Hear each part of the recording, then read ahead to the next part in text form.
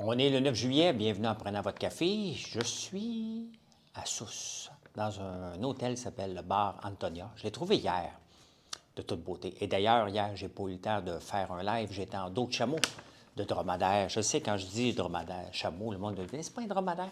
Vous comprenez. Des fois, il ne faut pas toujours jouer sur les mots. Un dromadaire, ça a deux bosses. Un chameau, ça a deux bosses, mais un dromadaire, ça n'en a rien qu'une. Mais on dit chameau la plupart du temps. Que voulez-vous que je vous dise, le dromadaire, il n'est pas populaire dans nos histoires. Ça, c'est une affaire de Disney, ça. Donc, bref, on a conduit jusqu'à ça. On a eu une journée parfaite hier. On va vous faire des vidéos, des reels pour ceux qui s'intéressent de découvrir d'autres mondes. On a visité une maison troglodyte. Je le massacre le mot à chaque fois, mais écoute, on est allé chez le paysan. Et ils vivent dans un autre monde, mais très sympathique. Ils ont montré comment ils vivaient. Moi, j'ai tombé en amour, comment ils font la farine. Vous savez que j'aime transformer les aliments puis en faire quelque chose. Donc, pour moi, j'en bavais un petit moulin à main de rien du tout pour être capable de faire de la farine. Bref, une journée exceptionnelle, notre plus belle journée de vacances. Et on est dans un hôtel ici, Instagram. Puis il n'a pas coûté cher. Il n'a pas coûté cher. Je n'avais pas de réservation hier matin pour m'en venir ici. Et quand j'ai fouillé un peu, il y avait des hôtels à 350$ par nuit, puis ça ne me tentait pas de dépenser cet argent-là. Et j'ai trouvé celui-là, puis je n'étais pas trop certain. Puis la madame, elle me textait tout le long sur la route. Allez-vous arriver, allez-vous arriver. Je me disais, coudonc, tabarnouche, je m'en vais dans une maison privée? Non. C'est de toute beauté. C'est la plus belle place à vie que j'ai couché. Vraiment, vraiment sympathique comme place. Bref, mais là, je suis de retour dans mes Marilyn Adore. Il est présentement, quoi, 1h30, 2h du matin au moment que j'enregistre ça. Donc, je vais voir combien de temps ça va prendre maintenant pour le mettre en ligne. Hey, quel beau bordel en France, hein? Il se passe des choses dans le monde. Il ne se passe pas grand-chose ici au Canada. Hein? Il y a le NPD qui contrôle les libéraux, mais il s'en passe des affaires dans le monde ailleurs. Et les gens sont indécis. Hein? Ce qui se passe en France, on pensait la semaine passée que c'était l'extrême droite qui rentrerait au pouvoir. Là, pantoute, c'est une coalition de gauche qui rentre au pouvoir. Celui qui est le plus, c'est pas Macron. Donc, qui va diriger le pays? Hein? C'est ça qui est la question. Et c'est là que ça va chicaner, parce que Mélenchon, quelque chose comme ça, c'est pas vraiment important. C'est lui qui en a le plus. Ils ont comme 3 partis de coalition. Et c'est différent, là. La coalition Avenir Québec, c'est pas vraiment une coalition. C'était l'ADQ qui a formé là, avec autre chose, mais c'est rendu un parti politique. C'est plus une coalition pantoute. Eux autres, il faut falloir qu'ils vivent dans une coalition. Et ça va être intéressant de voir à l'arrivée des Jeux olympiques en même temps qui va faire la tournée des Grands-Ducs, hein? Qui va être le représentant pour tout ça. Ça va jouer du coup dans tabarnouche. Hein? Mélenchon ne veut pas lâcher, avec raison. C'est lui qui a le plus de représentants. Donc, à suivre, à suivre. Hein? Vous savez, il y a plusieurs villes, même au Québec à un moment donné, il y a des villes qui font tout pour attirer des jeunes familles. Pourquoi? Parce que c'est des enfants. Et ça crée de la vitalité. Et il y a d'autres villes qui ont été créées de toutes pièces aux États-Unis qui font complètement le contraire. Une ville s'appelle Georgetown, au Texas, qui, elle, a décidé d'avoir que des gens en haut de 55 ans. Je ne sais pas si ce serait même possible au Québec de faire ça, mais c'est intéressant parce que l'âge moyenne est de 73 ans versus 39. L'âge moyenne des villes aux États-Unis, on parle de 39 ans. Ici, on parle de 73 ans quand même. Hein? Le salaire moyen, c'est 84 000 versus 75 000. Ils ont des terrains de pickleball. Je ne sais pas si ça va venir ici, pickleball. Hein? C'est le mélange de tennis et de ping-pong à peu près. Ça fait beaucoup de bruit. Il y a beaucoup de gens qui se plaignent parce que le puck est assez puissant, ça a l'air. Mais c'est intéressant de voir parce que, bon, les boomers, il y en a de plus en plus. On veut avoir de plus en plus de familles, mais il y a des gens qui prennent une direction opposée. Et il y a de la vitalité parce que ces gens-là ont du temps, tout simplement. Donc, c'est 55 ans et plus. Et je trouve ça intéressant parce que la vitalité de la ville est très, très bonne. Parce que souvent, on va dire, avec la vieillesse, la vitalité des villes est pas mal moins bonne. Bien, ça dépend. Ça dépend comment tu le fais. Puis c'est sûr que si c'est des gens moins fortunés, mais là, il attire des gens qui sont relativement 84 000 versus 75 000. C'est pas comme des gens qui ont 1 million de revenus là, versus la moyenne. Donc, c'est pas mal semblable. Très intéressant. Bref, si tu veux être boomer aux États-Unis, peut-être le Texas, il pleut presque jamais là-bas. Hein? D'ailleurs, comme ici, hein, hier, en visitant la maison des troglodytes, j'oublie tout le temps, on leur demandait, bien, vous prenez l'eau où? Elle dit, bon, quand il pleut, on se fait des réserves. Et elle m'a dit, l'hiver, des fois, il pleut. Où ce qu'on était, il ne pleut pas tout le temps, pas tout l'hiver. Donc, c'est un autre monde, hein? Puis il faut se rendre compte de... Tu sais, c'est là qu'on se rend compte de la facilité dans laquelle on vit en Amérique du Nord, quand même. La seule chose que je reproche à la Tunisie en général, c'est les poubelles qui traînent partout, partout, partout. Des champs d'oliviers remplis de poubelles. Il y a des places que c'est très, très beau. C'est juste pas développé pour le tourisme. Et moi qui aime faire de l'agrotourisme, c'est ma job de faire ça. Je vous invite à la ferme continuellement. Et là, je voulais revivre ça pour me remplir la tête d'idées. Mais c'est pas possible ici. J'en ai pas vu, tout simplement. On s'est promené beaucoup dans la campagne. J'en ai pas vu. Fait qu'à un moment donné, tu abandonnes, tu rembarques sur l'autoroute, puis tu dis, bien, ça sera pas ça ici en Tunisie. Ça va être autre chose. Allez, au Québec. Au Québec. Vous vous souvenez, pendant la pandémie, il y avait un clown. Hey, Showtime! Hein? Il semble qu'à chaque été, les réseaux sociaux fait sortir du lot certaines personnes, pas parce qu'ils sont brillants, parce qu'ils sont divertissants à leur manière. Il y a la Octo Girl, vraiment, qui va rater. C'est tous des feux de paille, hein? Ça, c'est tous des gens qui ne t'offront pas, qu'il faut qu'ils essaient de profiter de leur popularité très, très, très, très, très, très éphémère. Là. Showtime, je suis allé revoir son compte tantôt, bien, il est aussi qu'Étienne, il a juste perdu des dents. Hein? Donc, faut pas parler du physique des gens, je l'avoue, mais il reste que ça me dépasse. Là, il y en a un que je le voyais passer sur les réseaux sociaux, il ne veut pas donner son vrai nom, il s'appelle Taku. Il a 71 ans avec son fils, puis ils font des petits mauvais coups. Moi, ça ne m'intéresse pas, ce genre de choses-là. Le bonhomme qui sac, elle est toujours surpris alors que tout est arrangé avec le gars des vues. Mais ça marche. Il y a des gens qui font le line-up à Trois-Rivières, à Québec. Je comprends juste pas. Tant mieux pour eux autres. Monétiser ça au maximum. Là. Pensez pas que vous allez faire une carrière là-dessus. Quand j'étais dans l'œil du dragon, j'avais des propositions, puis on m'avait dit, écoute, tu es à la télévision maintenant, ça te prend un agent. Et j'ai eu une agente pendant 2 ans. Tabarnouche! Hein? On va attendre, on va bâtir, on va faire ci, on va faire ça plus tard. Hey, je dis, écoute bien, là, moi, ma seule force, c'est qu'on m'a choisi parce que j'étais à l'aise financièrement pour faire l'œil du dragon. Je suis éphémère. Donc, s'il y a des opportunités, il faut que je les prenne tout de suite. Fait que finalement, j'étais tanné. Je l'ai congédié pour m'occuper de ma carrière. Puis éventuellement, Marilyn est venue m'aider. Mais j'étais obligé de mettre ça de côté. Ça n'avait pas de sens. Là. On va travailler, on verra. Puis, mais non, on ne verra pas rien. Là. Hein? Laissez-moi gérer ma... Tu sais, j'ai toujours été gestionnaire. Puis là, il y a quelqu'un d'autre qui s'occupait de ma façon en bâtissant. Bref, Octo Girl, Taku, tous ces gens-là, s'il y a moyen de faire de l'argent, profitez-en, ça ne dure pas longtemps. Et encore moins pour les gens de TikTok. Là. Donc, il ne faut pas penser que ça peut marcher longtemps. D'ailleurs, si je ne faisais pas Big Brother, je retombe. Tu sais, j'avais plus d'offres à la télévision. Là. Big Brother m'en a ramené un paquet, autant à la radio qu'à la télévision. Mais avant ça, j'avais fait mon temps. Là. Big Brother a relancé ça, tout simplement. Hein? Bref, Taku, profites-en, profites-en, profites-en. Ah, il y a des dos d'âne sur la rue Mont-Royal. L'autre jour, je suis allé me promener sur la rue Mont-Royal. Je ne suis pas tellement pour les rues piétonnes. C'est pas laid. Je trouve ça agréable pour prendre des marches, découvrir. Mais bon, faut t'habiter pas loin. J'habite pas loin de la rue Mont-Royal. Et je remarquais que les cyclistes roulaient en méchants sauvages. Hein? Et bon, là, étant donné que notre mairesse capote trop sur les vélos, donc il n'y a jamais de police pour protéger ça. Donc, ils ont mis des dos d'âne. Puis, ils disaient, ouais, mais attention, c'est dangereux. Bien, c'est dangereux si tu ne fais pas attention. Si tu n'es pas capable de passer à côté d'un dos d'âne en vélo, peut-être que tu ne devrais pas être en vélo non plus. Là. Hein? Donc, un dos d'âne, c'est une affaire de caoutchouc là, pour ralentir le trafic. Et tu sais, est-ce qu'on veut avoir des vélos? Pourquoi qu'on permet des rues piétonnières? Sincèrement, le vélo devrait aller une limite de 10 km/h, et comme partout ailleurs, il devrait avoir l'étiquette. Il faut donner l'étiquette aux cyclistes. La même personne qui se promène en vélo n'est pas plus intelligente quand il est en auto puis il fait le cave. Il ne faut pas oublier, il ne faut pas penser le contraire. C'est la même maudite affaire. C'est la même personne qu'on lui donne un volant ou qu'on lui donne des pédales. C'est le même clown.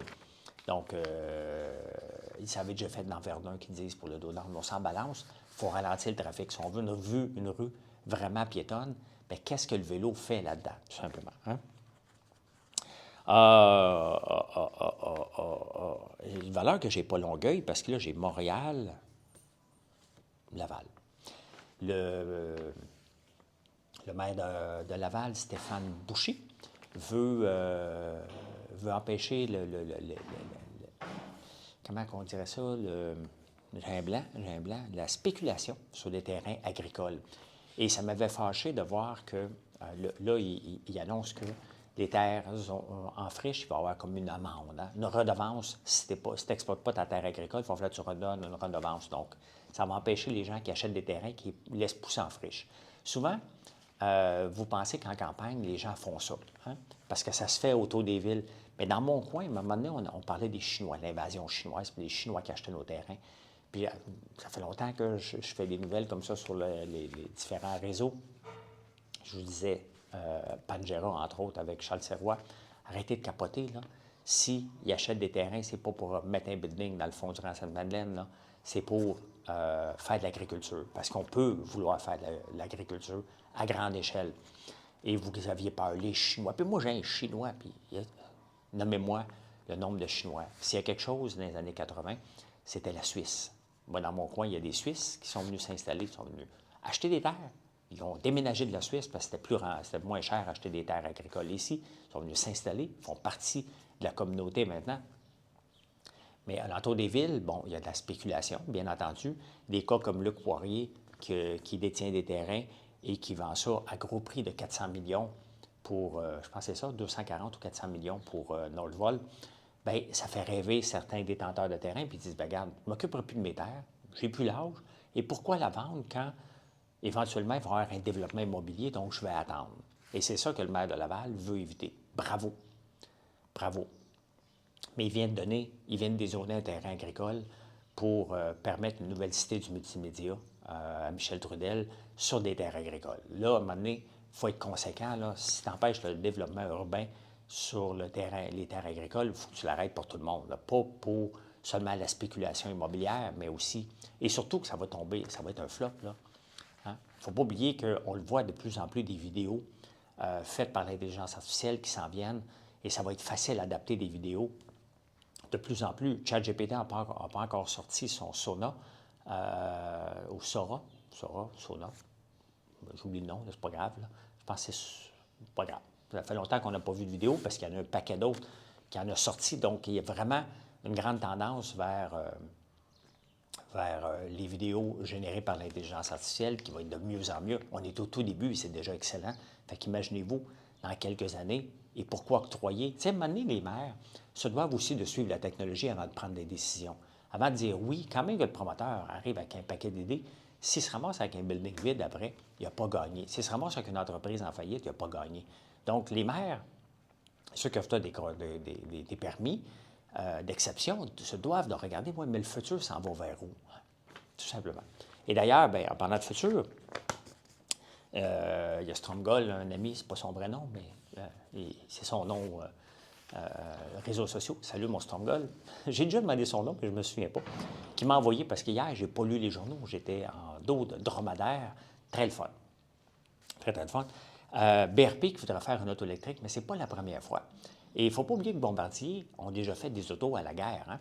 Et je me suis toujours posé comme question, moi j'étais jeune dans les années 70, mais je me disais, mais pourquoi que Bombardier ne font pas d'auto? Comment ça se fait qu'il n'y a pas d'auto québécoise? Encore, dans les années 70, ça me travaillait cette idée-là. Et là, bien, BRP en a déjà essayé une coupe. Là, ils seront prêts à en rassayer une nouvelle. Bravo. Hein? Bravo. Puis, ben, le monde, ils disent, ouais, mais pourquoi tu n'as pas fait le virage électrique dans les skidoo et les sidoo? Ben, c'est parce que les gens ne sont pas prêts. Hein? On le veut avec Taiga, tout simplement. C'est un bon move d'attendre de BRP. Hein? Mais pour les autos électriques, ben oui, mais pas avec des subventions. On le voit que c'est un flop partout en ce moment. Faire des autos électriques, ça coûte cher, Ça coûte cher de bâtir un réseau. L'avantage de Bombardier, c'est qu'ils ont déjà le réseau. Et ça, ce n'est pas à négliger. Mais est-ce que le gouvernement se doit de financer ça? La réponse est non. On ne doit pas financer ça. Au point de vue rentabilité, ça ne marche pas. Si BRP veut prendre un risque financier avec l'argent qu'il a, il a le droit de le faire. Et tant mieux, on veut l'encourager à le faire. On va être acheteur. Comme dans les dragons. J'écoute, je n'investirai pas avec toi, mais je vais être acheteur. Hein? Il faut aider à une autre étape du cycle de vie des entreprises, peut-être à la commercialisation, peut-être lorsque ils vont être prêts, l'auto, peut-être donner des subventions supplémentaires parce que c'est une auto québécoise, peut-être, mais pas à l'étape d'investissement. Le gouvernement n'a pas à aller là-dedans. Mais quand même, on rêve d'une auto québécoise, là, mais pas à tout prix. Regardez, on a rêvé d'un autobus et des camions électriques. Regardez le flop total que ça a donné. On fait juste pomper de l'argent sans arrêt dans le lion électrique pour absolument rien. Fait qu'on ne va pas répéter un autre lion électrique. On ne va pas répéter un autre C-Série. Laissons les entreprises prendre le risque à commercialiser, puis quand ça va être le temps d'acheter, on achètera puis on donnera des subventions. 66 des entreprises souffrent d'une baisse des ventes estivales. J'en fais partie. J'ai moins de ventes en ce moment que j'en ai au mois de novembre, au mois de septembre, mais on travaille, ma façon de contrer les ventes, la baisse des ventes, la mentalité des gens, c'est, bon, on n'a pas des produits saisonniers. On a tellement de produits qu'on couvre toute l'année. Comme là, en ce moment, bien, c'est le pesto qui a la faveur, plus les huiles de lin et de tournesol pour faire des vinaigrettes. Donc, on a toujours quelque chose, puis je ne suis pas dans le prêt-à-porter, mais il y a une affaire qui semble fonctionner. J'hésite à le faire, mais selon les chiffres, quand même, des cartes postales. Envoyer des cartes postales, donc des petits pamphlets, ça peut augmenter jusqu'à 600 les frais de vente, mais sauf que ça coûte cher à distribuer. Je m'étais déjà informé. On l'a déjà fait avec un catalogue. On l'avait envoyé. Ça n'avait pas marché dans mon cas, mais combien faut que tu en envoies pour que ça vaille la peine? Tu sais, comme au Québec, si j'avais essayé les zones, le Lac-Saint-Jean, Sherbrooke, j'avais essayé un peu Montréal, mais ça n'avait rien donné. Donc, on avait juste distribué 10 000. C'est pas beaucoup là, dans l'ensemble de la province, là. Mais c'était tout ce que je pouvais me permettre. Mais ce que je pouvais me permettre n'était tout simplement pas assez pour faire un impact financier. Donc, il reste que la façon de contrer les ventes, c'est d'être actif sur les réseaux sociaux. Pourquoi? Parce que les gens sont sur les réseaux sociaux. Et ça va super bien. Quand on fait des lives de TikTok dans le shipping, nos ventes explosent pour plusieurs jours par la suite. Et vous voyez, quand on fait les ventes, là, on vous explique le produit. Je ne suis pas en train de vous vendre des niaiseries, puis des roulettes, puis des n'importe quoi pour essayer de vous attirer, puis des moitié-moitié.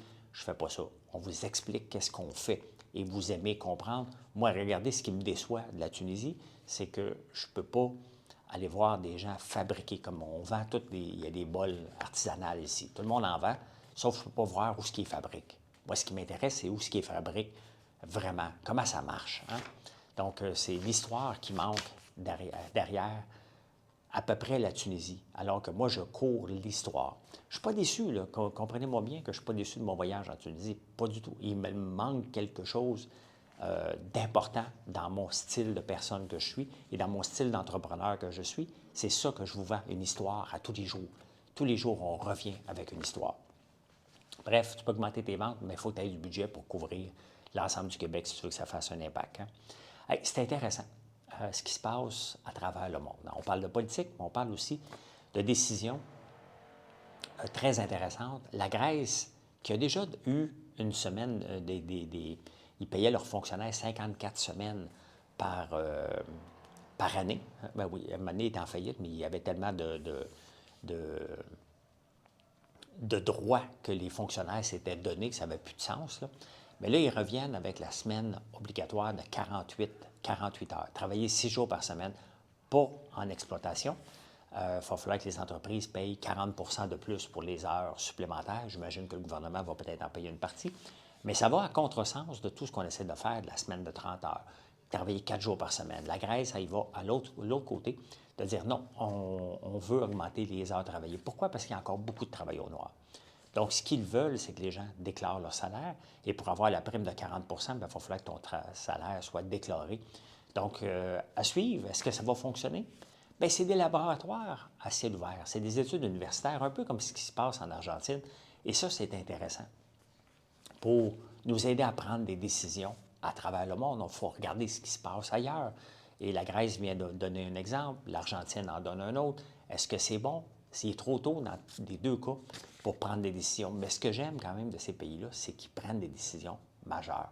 Ils n'attendent pas après l'accord des syndicats. Ils font, c'est voici ce qu'on va faire et voici ce qu'on va mettre en œuvre pour contrer telle situation. Hein? Écoute, j'ai tout marqué. Ah, le S&P 500. Je vous parle toujours du S&P 500, c'est normal. Il apporte de gros rendements. Et bien, sur une période de 10-15 ans, là, 10 ans, c'est toujours à peu près du 9 à 10 qui rapporte. Là, il est sur une lancée à cause, bien entendu, de pas la bulle intelligence artificielle, parce que ça rapporte des revenus. Pour moi, une bulle, c'est quelque chose qui ne rapporte pas des revenus et qui est basé sur quelque chose qu'on n'utilise pas vraiment. Il y a eu la bulle des autos électriques, ça a pété aux frettes, mais là, la bulle intelligence artificielle, c'est sûr que NVIDIA tire le groupe beaucoup, Meta, Amazon, mais sauf qu'ils rapportent des revenus qui sont intéressants, qui nous surprennent. Hein? On est dans une surprise. Bien, le S&P 500 qui a rapporté du 17 l'année passée, au total, a déjà 17 dans les 6 premiers mois de l'année. Qu'est-ce que ça veut dire? Absolument rien.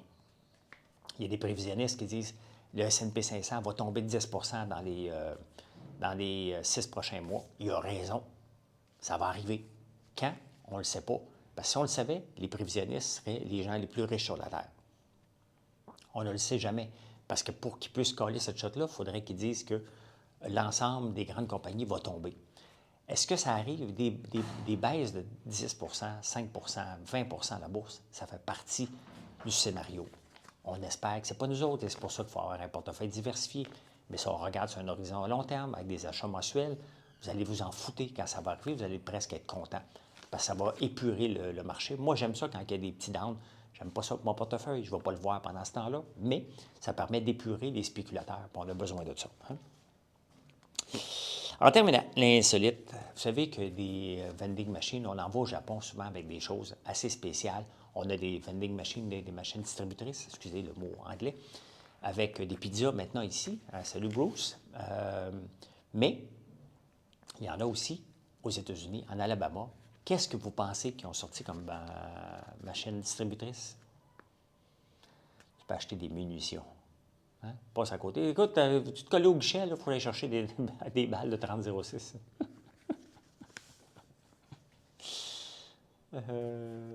Pas avec de la gagner, cette bataille-là. Hein? Hey, merci d'être là. Merci de me suivre en vacances. Je vous souhaite une excellente journée. Il fait très chaud en ce moment ici. Hier matin, quand on a fait le chameau, il faisait 39 à 8 heures le matin. Là, on remonte un peu vers le nord, donc c'est un petit peu moins chaud que le désert. Mais quand même, hein? Je vous souhaite une bonne journée. Merci d'être là. Bye. Et venez nous voir, François-Lambert.1. J'ai oublié de le dire. J'aurais pu dire aussi Mission Accomplished. C'est fait. Allez, bye.